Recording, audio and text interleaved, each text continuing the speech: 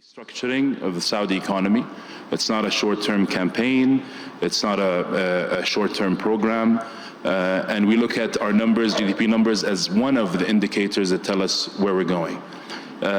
We care about the non-oil economy. Non-oil activities today represent 52% of total real GDP for the first time. It's not everything, it's just a good sign to keep in mind. And non-oil growth has been steady. We expect to close 2024 at 3.9%, 2025 at 4.8% non-oil growth, and 2026 at 6.2%. And that's what we care about. The numbers that were revised down are the total GDP that includes oil GDP, that includes the function of oil production and our voluntary cuts. But what we really care about is transitioning from one economic structure that's reliant on resources to another economic structure that's reliant on productivity, human capital, and we're leveraging all our assets and capabilities to transition from one to another. One more really quickie, because this was also brought up by the President yesterday. Big $600 billion commitment to investment in the United States from the Crown Prince. How about rounding it up to $1 trillion, as Trump suggested? Is that easy to do? I'll tell you that there is a long-standing, strong partnership between the U.S. And the Kingdom that lasts so far 8 decades. We've worked very well on important work, global work, with all administrations, no matter which administration's in office. This number represents investments, procurement, public and private sector, and it's just a mirror reflection of the strong relationship. What we'll spend in the economy from the start of Vision 2030 till 2030 is 12 times that number. Well, that might satisfy him. You know, you can't have a global discussion these days without talking about inflation, or that's been the case in the last few years, certainly. Managing Director, have we put the inflation genie back in the bottle? Well, President Lagarde just sounded pretty optimistic. So that is a very, very good question. Here is the bottle, here is the genie. The head of the genie is in the bottle. Most of the body of the genie is in the bottle. It's kind of getting stuck there, though. But the legs are kind of hanging still out. We need to push it all the way down. It is remarkable how much progress the world has made. And I want to say something that we, in our worries about today and tomorrow, we not always reflect on. When we look into the past, over the last decades, every inflation episode would require interest rates to go up, and the response would be inflation would go down, but at the price of recession. This is the first time so far when inflation is being brought down. Interest rates are still somewhat high, and yet we have admittedly below historic average, but still quite a positive growth. We have 3.3%. Historic average was around 3.8. So when we look at the next stage, if we succeed to bring inflation down and yet retain the economy functioning so people have jobs, and as Starman said, they get more confidence, that would be a very good outcome. And I want the audience to ask itself a question. How come this time it was different? What is different this time? What is different this time is twofold. First, after the global financial crisis, the world created mechanisms for economic policy coordination that didn't exist before. We have the G20, we have very active role of the Bank for International Settlement. Every month, central bank governors get together. We have the IMF using our twice-a-year meetings for policy coordination. And what that translates into is more consistent coordination when necessary, but also divergence in policies when necessary. And the second thing that is different, we have Madame Lagarde in ECB. Larry, I feel like I keep reading headlines. Larry Fink warns of inflation. We're not done with inflation. Larry's very worried about inflation. Why? I'm not terribly worried, but Do you think the market's being too complacent about the inflation no, story? I think the bond market is the best reflection of what's going on in the world. It is the barometer for every politician, for every central bank. It really informs us every day where the mood of the global economy. And that, I believe the bond market is indicating that inflation may be higher than we think. The genie may be coming out of the bottle. And I look at this in so many different ways that if you just think about AI for a minute, in the United States right now, data centers represent about 50 gigawatts of power. And in the United States, we're estimating alone, data centers will represent and need 300 gigawatts of power in the next 5 years to meet the needs. And we're talking about, if you expand that throughout the world, this is my optimism about growth, but at the same time, we actually are going to have labor shortages, which is going to be driving up wages. I think we're going to see more persistent wages, and that may be a good outcome, but it's going to be an inflationary outcome. We're going to have material shortages with all this building out. And so I think we are somewhat complacent that inflation can hit us again. But I would also say, if you look at where the bond market was even a year and a half ago, when we were experiencing very elevated inflation, we had a very inverted yield curve. The short rates were higher than the long rates. What we are seeing now is a normalizing of the yield curve, but I also believe we're going to have a much more steeper yield curve. And that's a function of forward inflation expectations. And so one of my fears is, because of this complacency, and I have not even said the most ugly word that's facing economies, that's called the deficits and the debt of so many countries. When you think about the amount of capital that we're going to need to be financing all these amazing transformations, we have growing deficits worldwide. The cost of financing those deficits are going to go up. I think the yield curve is showing you that. Yep. Yeah. And so, I've said repeatedly here in Davos, I could see a scenario, I'm not calling for it, but I can't see a scenario where we have a 5.5% 10-year. Yeah. And really quickly, do you think the Fed's done cutting rates this year? No, they still have room to cut that will create a more steepening of the yield curve. So I think, the next few months of data and information will identify it. I would say to you, the economy is very strong. It was very strong in the fourth quarter, and the evidence that we are hearing from different corporations that business is strong already in the first quarter. And so we have, and you see that in the labor statistics now. So they may pause for another period of time, and they may ease a little bit. I'm not worried about the short-term moves, but over the next year, if all this materializes, could they revert and go back up? Possibly. Rate hikes. A rate hike. I'm not calling for that, but all I'm saying is I see probabilities of that. Yeah. That's not my core prognostication. I'm trying to get a headline here, Larry. I'm trying to avoid one. Very good.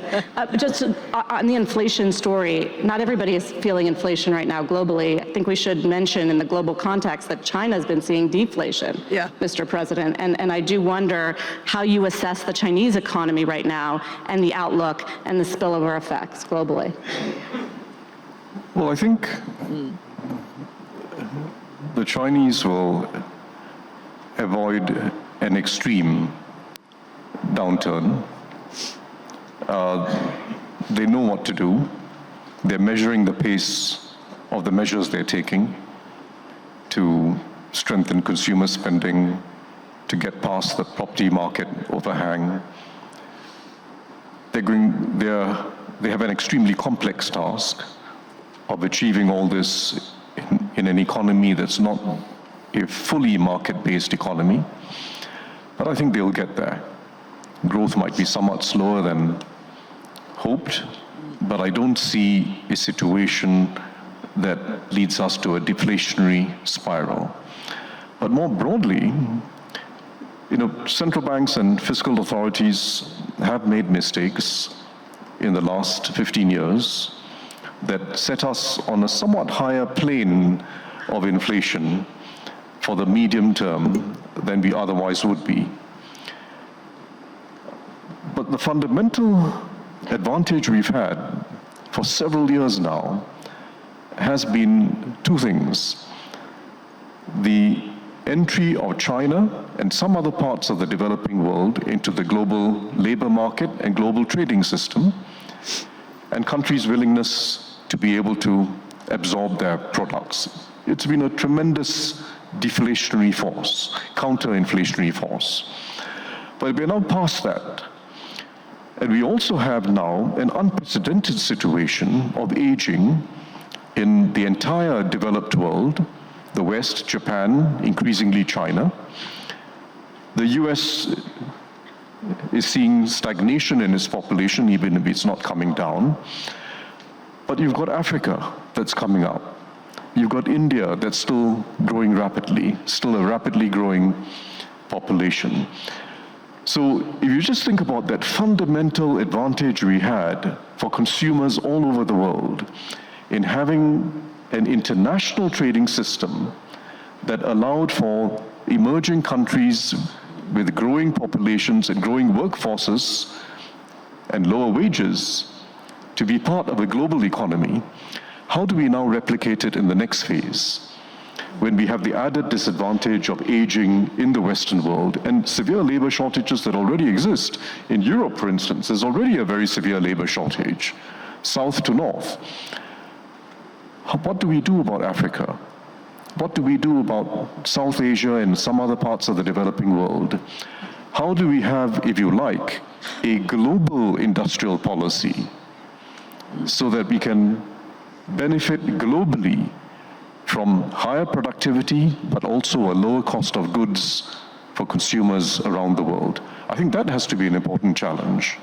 I think when it comes to the inflationary outlook, a lot will depend on trade policy with the US and tariffs, right? I mean, is anybody on this stage a fan of tariffs?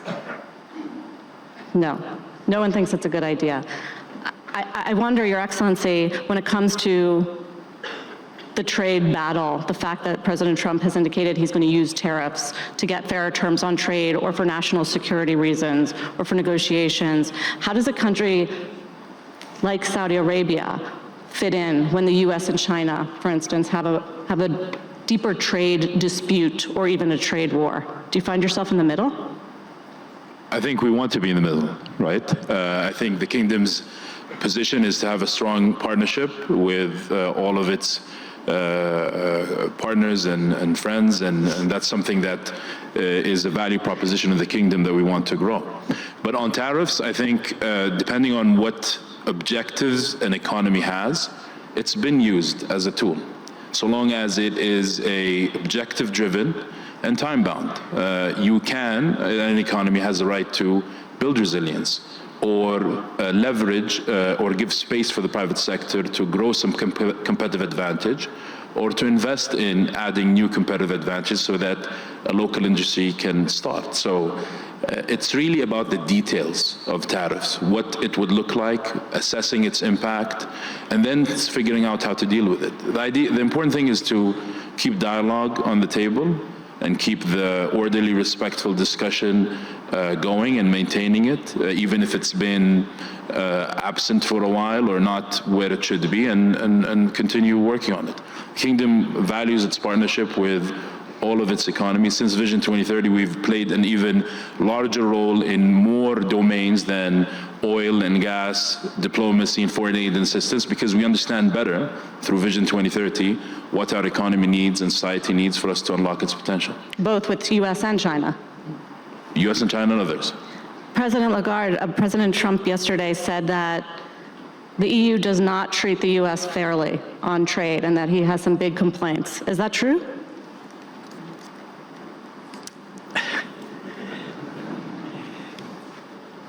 This is a true or false question, by the way. Is it true that the EU has not been fair with the US? There is no way I can say yes or no, okay? What I believe is that he's looking very carefully at surplus versus deficit in the current account, and in the trade balance in particular, focusing on that. And I think that you have to look very carefully under the hood, as Kristalina was saying. You have to look at the goods exchanges, you have to look at the services exchanges, you have to look at the capital account. It cannot just be black and white. What is true is that there has to be negotiations, there has to be trade relationships that are organized in a framework that is giving confidence to the partners. It cannot be about, removing all the rules, ignoring the institutions. The world has, 190 plus countries that are members of the IMF, the World Bank, the WTO, 191. And it's about all of us operating together, as Tharman said earlier on. So, yes, you sit at the table, yes, you negotiate, yes, some countries are in a stronger position than others, but we all need each other. If there is one thing that the Europeans have learned over the course of time since the end of the Second World War, is that you cannot go alone. You have to work together. You have to respect each other's, and you have to understand each other's. For that, you sit at the table and you work, and I would not say enough about the strength of institutions. Any literature that you have about stability, about economic equilibrium, always reminds us that institutions have a huge value and that frameworks are here for players to know the rules of the game. And whether you look at trade, whether you look at financial regulations, I know that Basel III is in play, but there are values in having frameworks. There are values in all banks around the world learning and understanding and appreciating that having safeguards, having rules vis-a-vis each other's actually matters, and the best can win, but within a set of rules. That's how the world has to operate. A lot of agreement here in this room. Managing Director Georgieva, you don't like tariffs. You've been warning against trade friction at the IMF. You are the institution that advocates multilateralism, so what do you do in this environment? What we do is we look at the evidence. And here is what we find. It actually confirms that Saudi Arabia has the right strategy. We have been seeing over the last years increase in protectionist measures, tariffs, as well as industrial policy measures. And we have seen countries gravitating towards politically aligned countries in their trade practices. And what the evidence shows is that trade among politically aligned countries is higher than trade across politically aligned countries. But guess which category of countries is performing the best? The countries that are friends with everybody. So there is, in my view, what we are going to see over time is a reflection in trade and economic relations of a geopolitically changing world. More regional cooperation, more cooperation based on supply chains, more engagement that allows countries to achieve their objectives. And in our institution, we look into how we can support regions. How can we work more closely with ASEAN? How can we work more closely with the Gulf Cooperation Council? So we can provide the analytical and policy encouragement for that kind of practical cooperation. I mean, look, we were many, many thousand years ago just a handful of people on this planet. Today we are 8 billion. How did we get from there to here? Well, by collaborating and competing. And I think that there is no way we can wipe out collaboration from the future of humanity. On that note, Mr. President, I thought there would be an applause for that. On that note, Mr. President, you know, trade and industrial policy, as you just heard from the managing director, are very linked. You have some strong opinions here on industrial policy, I know. Well, I think, Please. you know, whether it's tariffs or subsidies or the other forms of the new industrial policies that are now in the vogue, the fact is they're being driven largely by politics and geopolitics rather than by any powerful new understanding of economics, or any new evidence or any reappraisal of economics.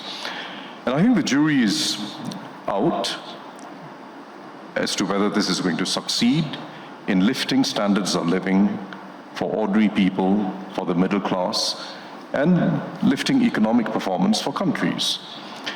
It's happening by way of drift and tit-for-tat action. And we're in a very unstable situation now, quite frankly. So I think we have to take a step back. There is a case for industrial policy, and it starts from recognizing that innovation is the key driver for long-term growth. And innovation comes from capabilities.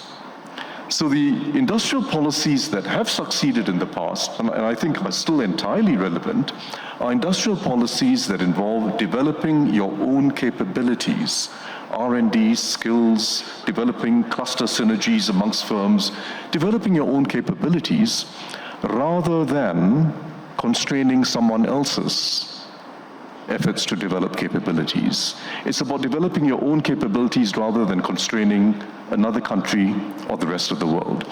Because the difference between the two is that the first spurs innovation, and it spurs innovation through competition, and the second stifles innovation, and it stifles long-term growth. The second point, which is, may seem old-fashioned, but is still entirely relevant, and all the evidence still supports the proposition that global interdependence and some specialization that each country engages in is good for everyone. You don't have to be a purist, you don't have to know what Ricardo said, but the fact is, we all do better when we specialize at what we are good at and develop skill in what we're good at. And it's very hard to depart from that. The whole history of import substituting industrialization, which we saw in Latin America, we saw in parts of the developing world, and which we're now seeing in parts of the advanced world, has not been a pretty history. In fact, in general, it has led to massive inefficiency, which means costs for ordinary taxpayers, and big losses, big losses. So develop our own capabilities, do it in areas where we have some advantage, some accumulated skills, some potential to succeed and develop scale, and complement each other in an interdependent world. There is a further very important case today for industrial policy, and that is we need to find ways of scaling up action on climate and the associated crises of biodiversity and a global water cycle that's out of sync, out of kilter. It requires the public sector. It requires state intervention to front-load investment, to be able to front-load even the demand for new innovations in green energy and all the other technologies that are going to get us to net zero. If you leave it to the markets, it's going to take too long, it's going to be too incremental, and in the meantime, the turning points kick in climate change, and we get into a much more dangerous world. From time to time, countries will feel they can put climate action on the back burner, but climate change is not on a back burner. for you or for anyone else. The more we put it on the back, the more we put climate action on the back burner, the more we burn in future, the more the costs are going to be to address the situation, and the greater the inequality that we're going to face. So we've got to press ahead with addressing climate change, and it does require industrial policies involving public investment, involving subsidies, involving taxation policies, so that we build scale early and drive down the costs for ordinary consumers of new technologies. It's a very important contemporary reason why we need industrial policy. So Larry mentioned the D word. Debt and deficits, and it's a whole nother subject for another panel that we don't have time to get into, but I am curious, show of hands, since we're talking about the global economy, in the near term, how many of you have put sovereign debt levels, high sovereign debt levels, in your top 5 lists of risks for the global outlook? Yeah. Everybody. What about geopolitical tensions? Top 5? Yeah. No. Why not, Larry? I mean, obviously it represents idiosyncratic risk, so we always have to put that into your forecast. Look if we're going to really grow the economy of the world, it's not about focusing on really tariffs or all these issues. I agree with Tarman related to this industrial policy, but all of this, whether it's the deficits or transforming an economy, it's going to have to be done by hope. The more the global population is hopeful about the future, Yeah. there's more consumption in that environment. I mean, when we talk about China, what is China? One of the fundamental problems of China is it has the highest savings rates of any major economy in the world. 38% today, it was as high as 50%. This is why they have to be more dependent on exports. I mean, so for China needs to be developing more hope within its country, and I think they're focusing on this right now, and if they could do that, they're going to have more domestic consumption. You know, we talk about tariffs, and what do we do about it? You know, I could go back and look at Europe and say that if Europe can solve its own problems, not focusing on the problems that